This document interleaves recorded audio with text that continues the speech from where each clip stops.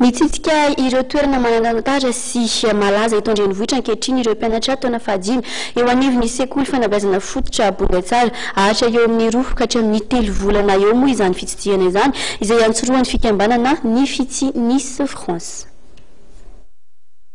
Mitsidika ireo toerana manan-tantara sy malaza eto amin'ny faritra Analamanga ankehitriny ny mpianatra taona fahadimy ao amin'ny EPP Bongatsara. Vinahitana ny fitsidihana ny fikambanana ny fitsy Nice France. Sarika ny nitondrana azy zany dia hoe vitsivitsy satria misy problème na vola izy mamoaka ankizy ohatran'izao zany eo 1 million mamoaka ankizy ohatran'izao. Izay natokana ohatran'ny hoe fantinina hoe ankizy tena mahay mety mieritreretra hoe amin'ny manaraka tokony hoe mitatra le fanantina zany. Ty zany ohatran'ny hoe loka amin'ny raliana ataony ankizy fa izay ny Bongatsara zany dia efa manangana ino moa centre de loisirs éducatif dia tany nomeny Madame le maire amin'ny Bongatsara izy 2 hectares sy ny activité éducative satria ny tanjona dia le sekoly EPP Bongatsara ho lasa toy ny sekoly privé aty. Ahatra eo amin'ny 2 na 3 volana eo fitsidihana ireo toerana mampiavaka ny renivohitra teny amin'ny zaridaina Antaninarenina no nanomboana izany.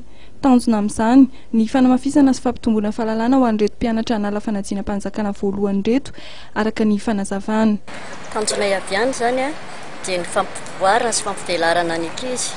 Ireo ankizy ireo zany dia fa tena natao anatin'ny maro noho ny fahaizana izay nataony tamin'ny thème anankiray. Izao moa zany tanteraka dia noho ny fiarah-miasan'ny EPP Bongatsara sy ny association ny fitsy Nice France.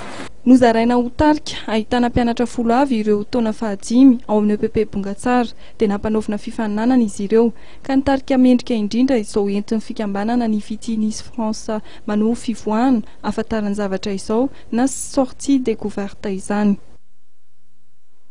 Tao anatin'ny fanadihadiana iray iny ihany koa no mamarana ny vaovaontsika tompoklasy tompokivavy mialohan'ny sarantsika ampatsaheviny ianao fa hivoaka Rampitso Zoma ny laharana vaovao indray natokana laharana vaovao ny gazety mahery natokana ho an'ireo lehilahy moderna ny laharana fa 7:7 ary moa no hitanao hivoaka eny amin'ny mpivarotra rehetra mahazatra anao manomboka Rampitso anasongadina hatrany ny setry ny fanatanjahantena. Tompoklasy tompokivavy ankasitrahana hatrany ianao manaraka ny vaovao hatramin'ny farana. Metraka ny veloma mandra-pitafa indray.